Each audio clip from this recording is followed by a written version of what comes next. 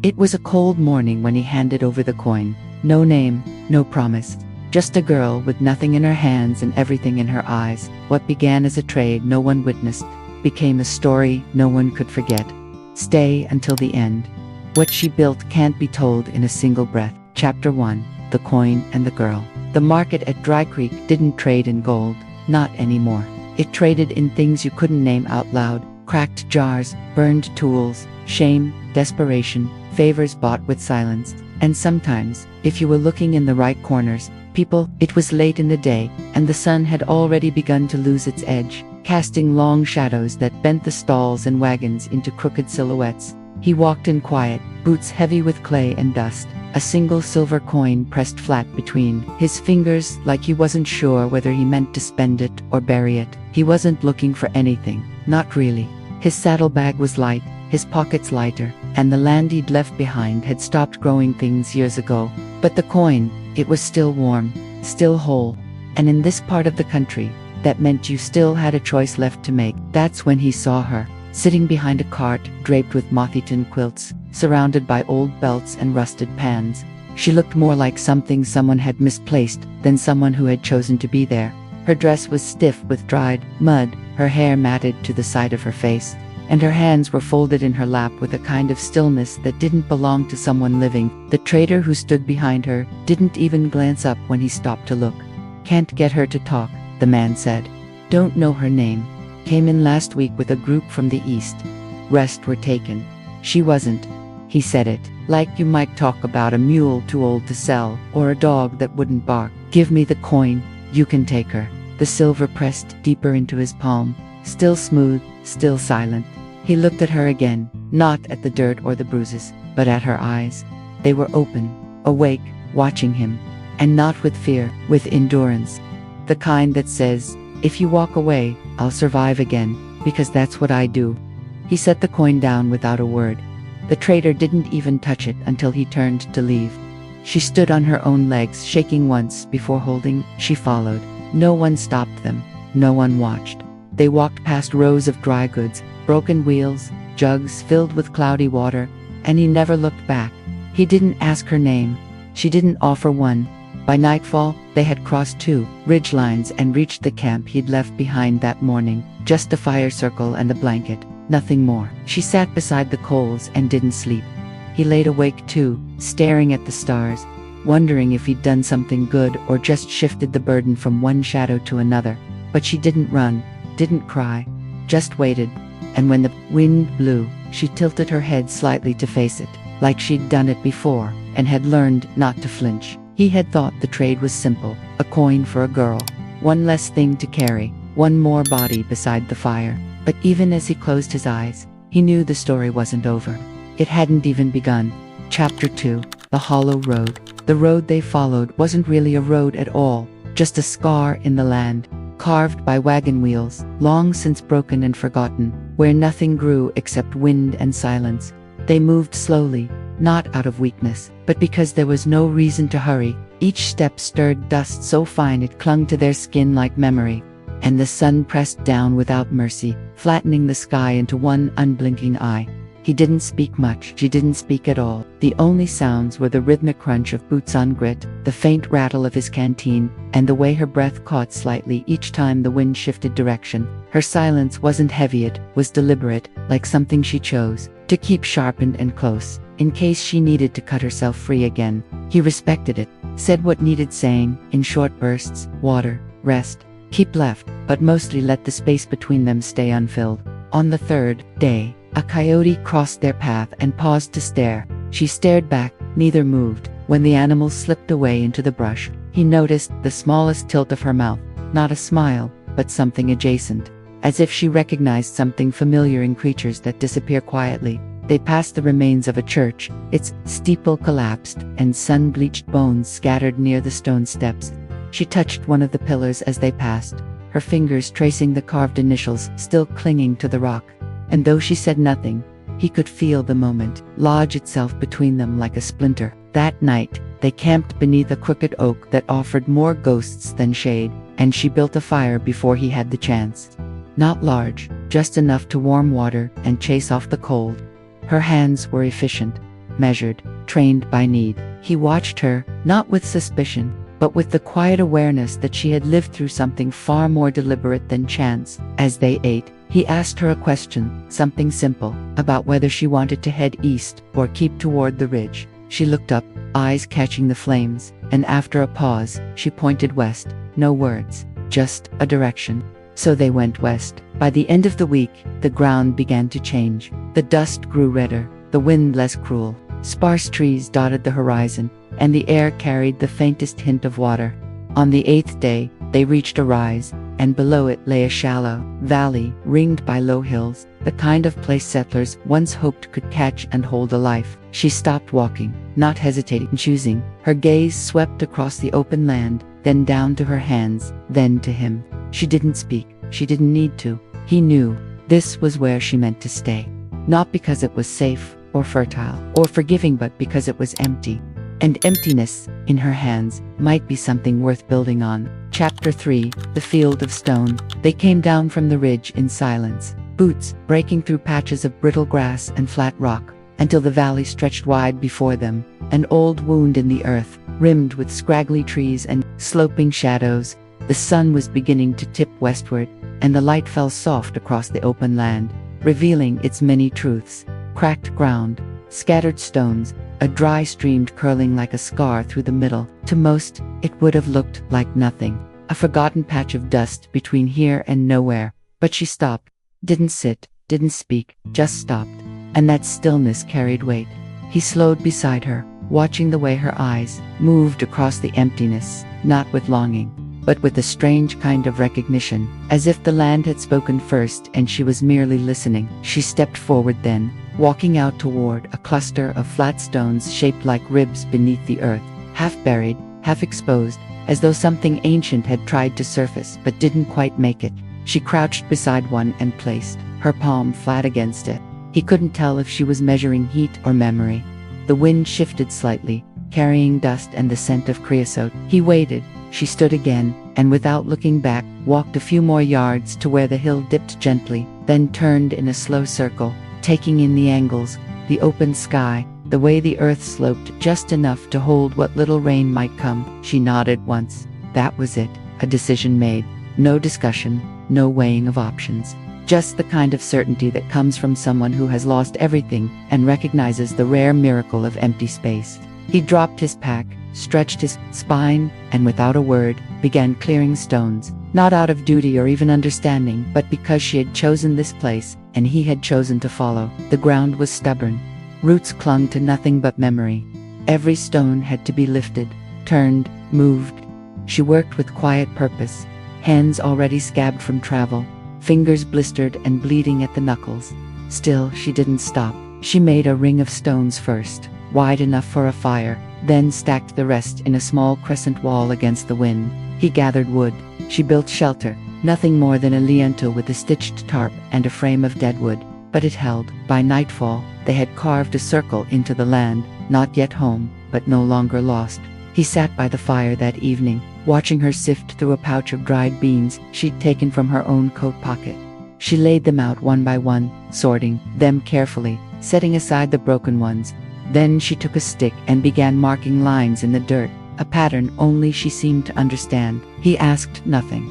She offered nothing. But in the slow repetition of her hands, he saw something begin, not rebuilding, but creating, from scratch, from ruin, from silence. She pointed to the lines, then to the hill, then to the east, where the morning sun would rise. It was a map, or maybe a memory, or maybe both. "This is where the water will come," she said. Her voice, the first in days, was low and steady, like it had been waiting for the right place to be spoken. He didn't ask how she knew. The way she stood, framed by dying light and ash, was answer enough.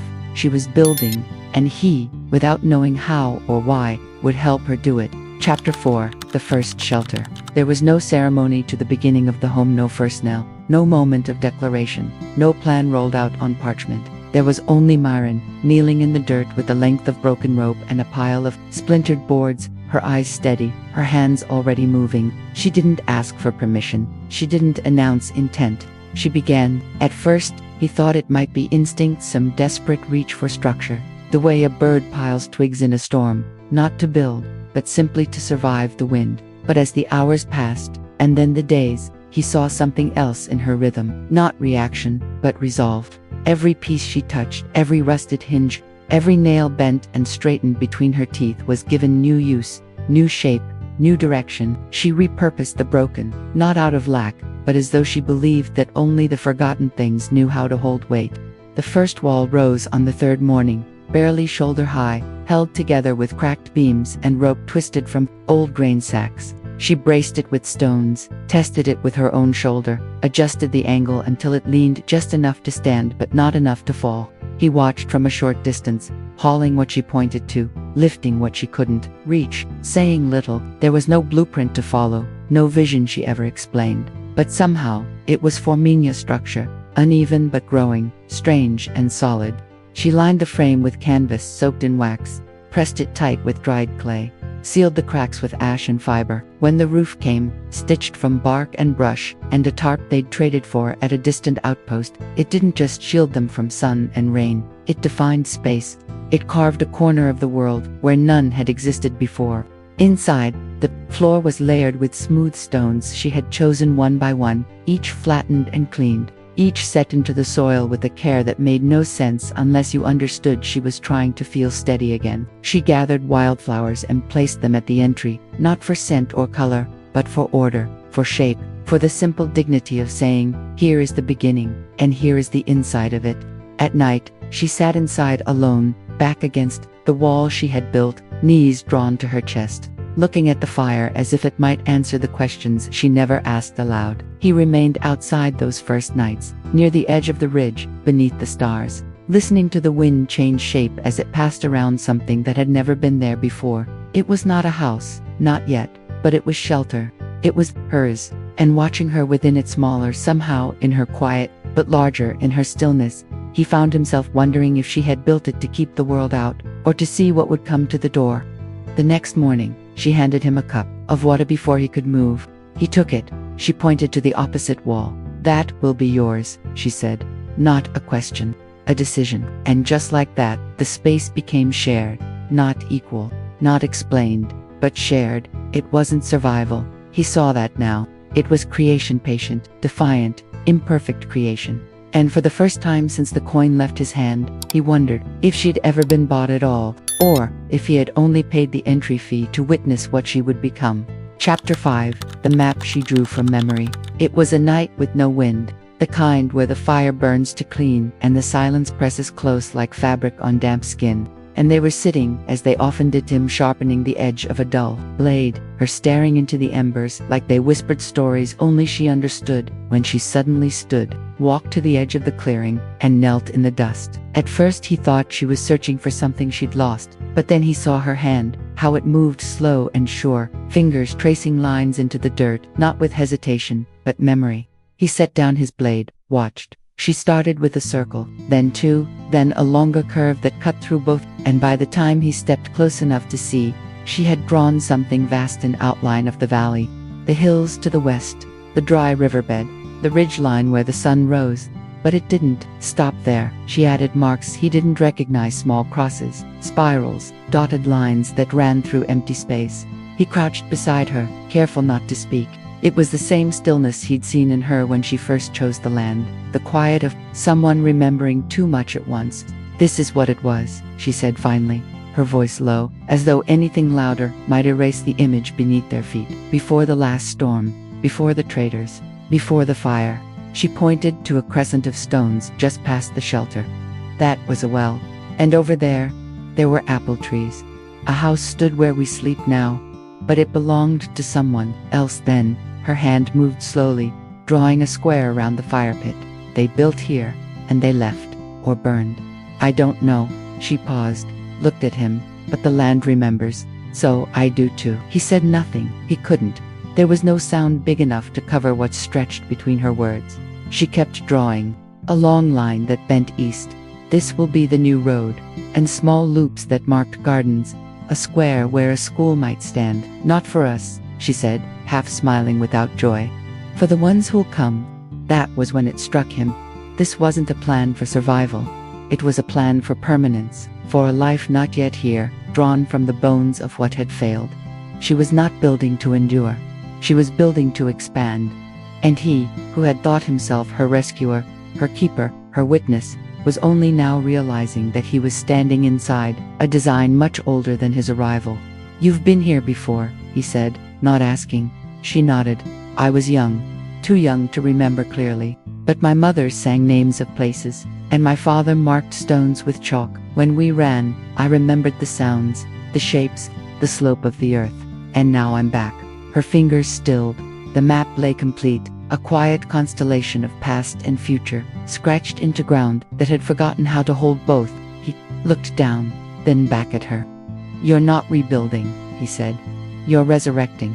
Her eyes met his, calm and lit with something deeper than fire. "Not just that," she said. "I'm correcting." The night didn't answer. It didn't need to. Around them, the map lay glowing faintly under moonlight. And in the stillness of that hour, he understood this wasn't her shelter anymore. It was her kingdom, waiting to be claimed, not with a crown, but with memory, muscle, and the refusal to let the forgotten stay buried. Chapter 6. The Ones Who Came Hungry. It began with the sound of feet bare cracked, uncertain stirring the edge of the valley just after dawn, when the sun had barely risen and the light came in soft as linen. She heard them before he did, pausing mid-swing with her hammer as if the earth itself had whispered.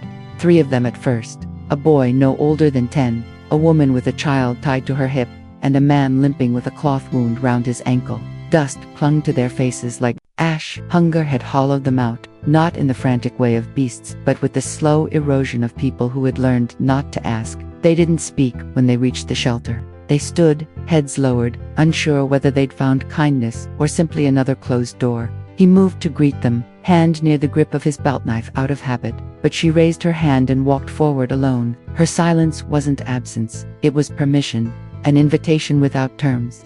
She looked at the boy first and then pointed to the flat stone by the fire.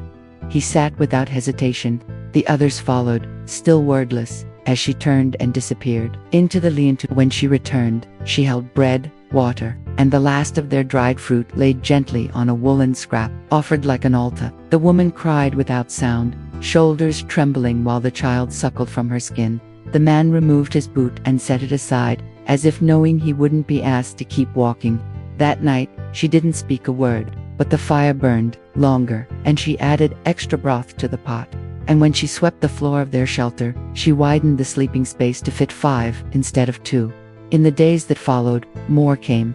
A mother with twins, a man with an old army coat and a broken arm, a group of girls, all quiet and barefoot, their eyes watching birds, as if unsure what flight was for. No one asked why they came.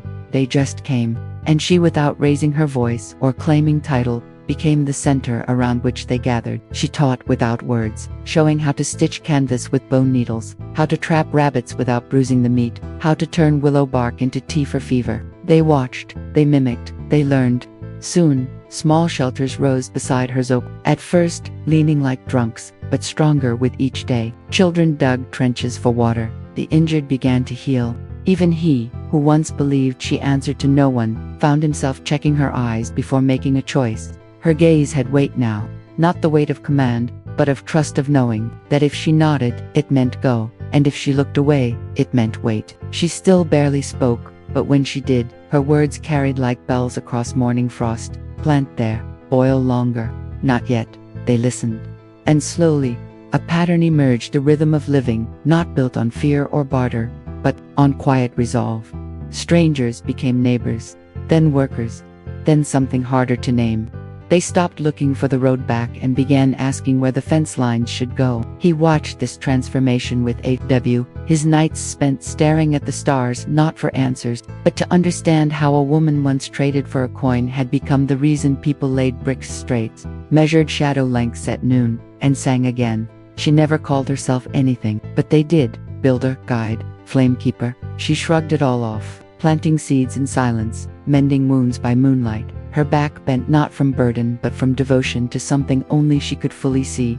And though he still remembered the day he bought hermit-soaked, near breathless, too silent for the price, he now knew what the coin had truly purchased, not ownership but direction, not rescue but a future. Chapter 7. The Men Who Claimed the Land. They came in wagons with polished wheels, with boots that never touched mud, with maps already inked, and lines already drawn. 5 of them, suits pressed and collars stiff, eyes made narrow not by sun, but by money. They rode with a confidence shaped not from the earth but from paper, from laws crafted in rooms far from wind and rain. Their arrival made the birds quiet and the dogs uneasy, and for the first time in many weeks, the valley felt like it might shrink. She stood by the main shelter, sleeves rolled, fingers still damp from digging, as they dismounted and spoke not to her but around her, tossing names of deeds and parcels, water rights and boundaries, all while never asking her name. The man who once bought her stood nearby, arms crossed, the muscles in his jaw tight as fence wire, but she didn't move, she didn't flinch, she didn't even blink. She listened, and when they finally paused, expecting protest or confusion, she stepped forward and pointed not to their papers but to the ridge beyond, where the fields stretched golden in the light. "We built this," she said simply, not loudly, but with a stillness that made them lean in, like hearing something ancient. "We fed the ground, we called back the birds, we dug the wells with our own hands. If you take it, it won't work. For you," they laughed. One tried charm, another tried threat. A third unfolded a paper with a red stamp and held it out. She didn't touch it. "That land doesn't know you," she said, eyes fixed on the horizon. "It won't bend for you, it won't bloom for you." One of the men, the youngest, hesitated, looked at her a second too long, but the others pressed forward, citing codes and claims, speaking of titles filed and boundaries marked by others long dead. She nodded slowly. "Then walk it," she said. "Stay a week. Plant something. Fix a fence. Feed someone hungry.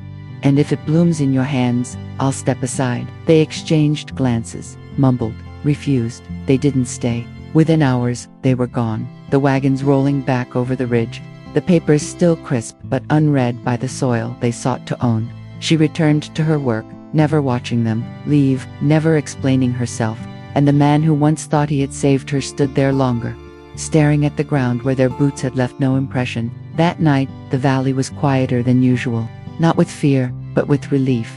Children played near the stream. Women laughed as they washed cloth.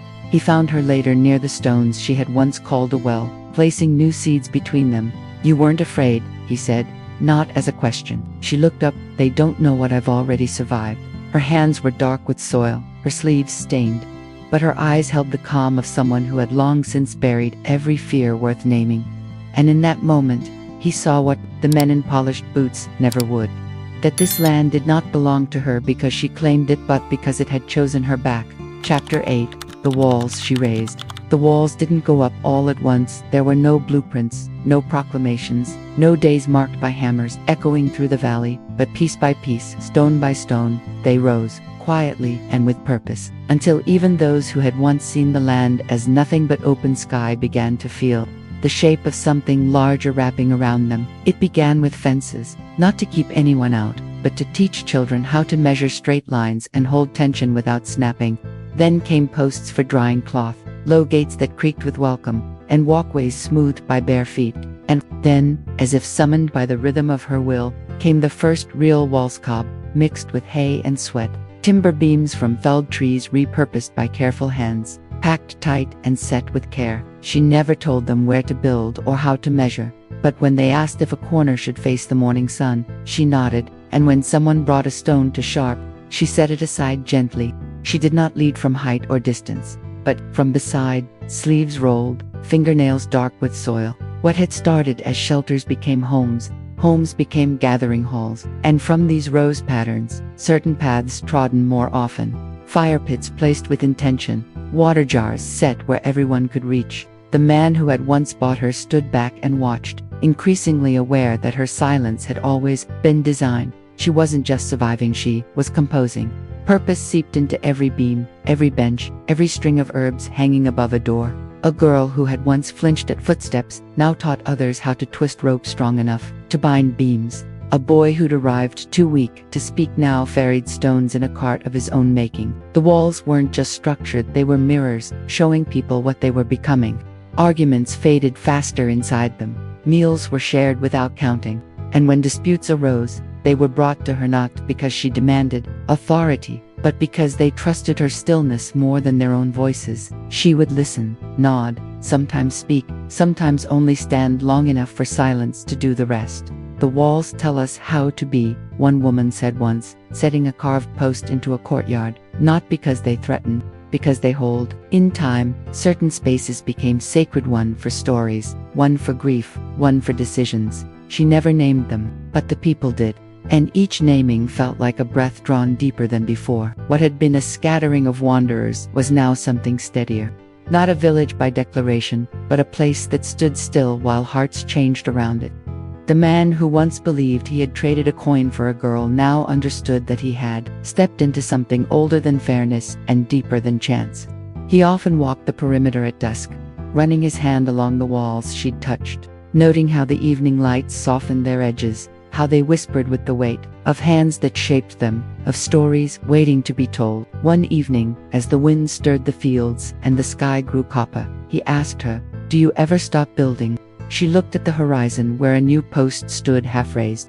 "Only when there's nothing left to hold." And he knew, in that moment, that she wasn't building walls to separate or contain but to carry the weight of everything they were brave enough to begin. Chapter 9, The Crown She Never Wore. It started as a joke half-whispered between the boys gathering timber at dawn, one nudging the other and calling her Queen of the Valley. Not with sarcasm but with something closer to reverence, wrapped in disbelief. The name clung like morning mist, never shouted, never formalized, but repeated often enough that it softened into truth. Soon it was spoken by old men over stew, by mothers plaiting their daughters' hair, by travelers who had heard only fragments of stories and filled in the rest with awe. Still, she never reacted, never corrected, never claimed. She wore no crown, sat on no throne, passed no laws carved in wood or stone. But when disputes arose, they waited for her gaze. When supplies were scarce, they asked where she thought the grain should go. When births came in the night, it was her hands that steadied the breathless.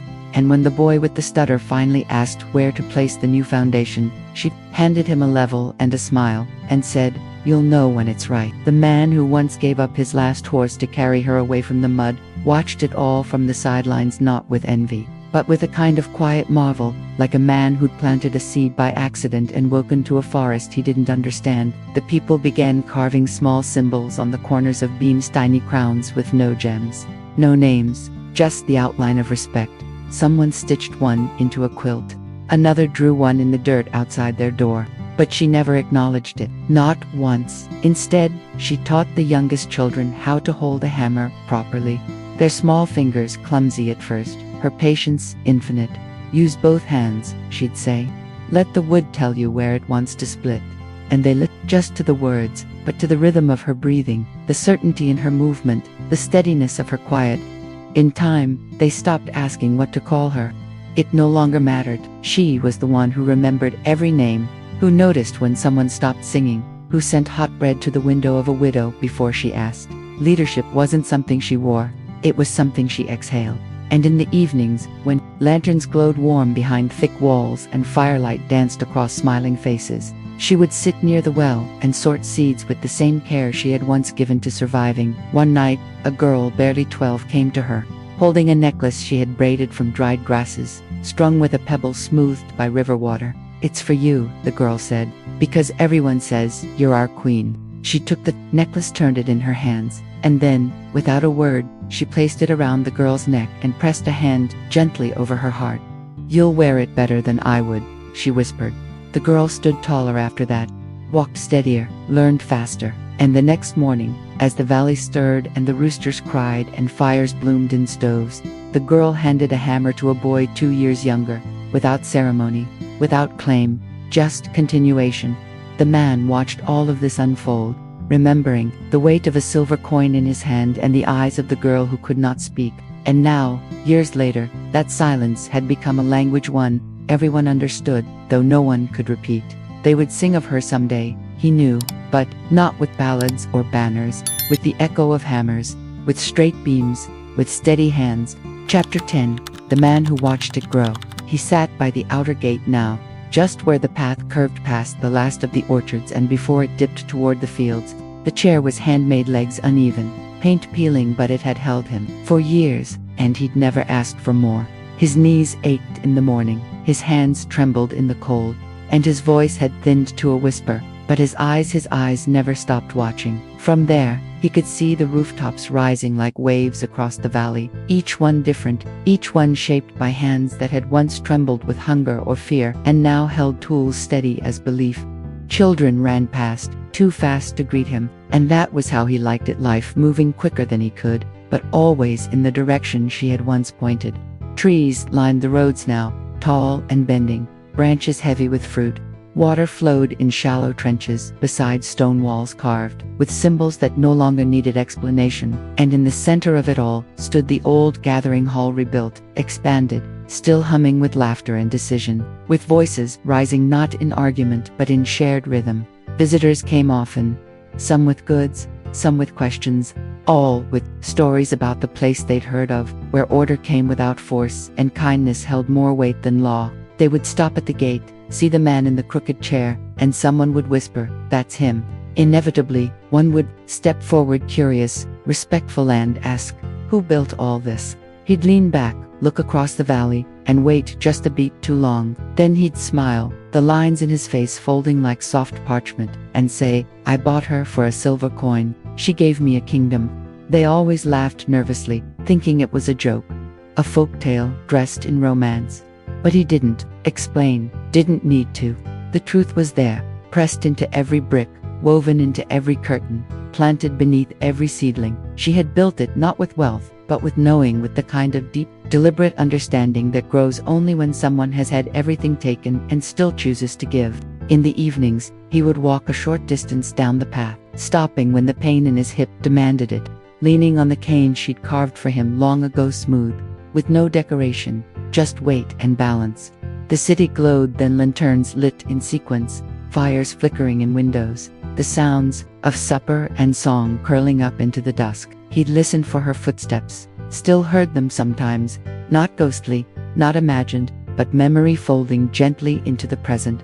People still spoke her name, but never too loud, never as claim, more like a prayer left unfinished. Sometimes, he'd find small gifts left on his chair, a folded cloth, a warm bun, a carving of an open hand, no signatures, no expectations, just thanks from those who understood. And when the sky darkened and the stars returned, he would tip his hat, whisper goodnight, and close his eyes, knowing the kingdom still stood, not because he bought her, but because she had stayed.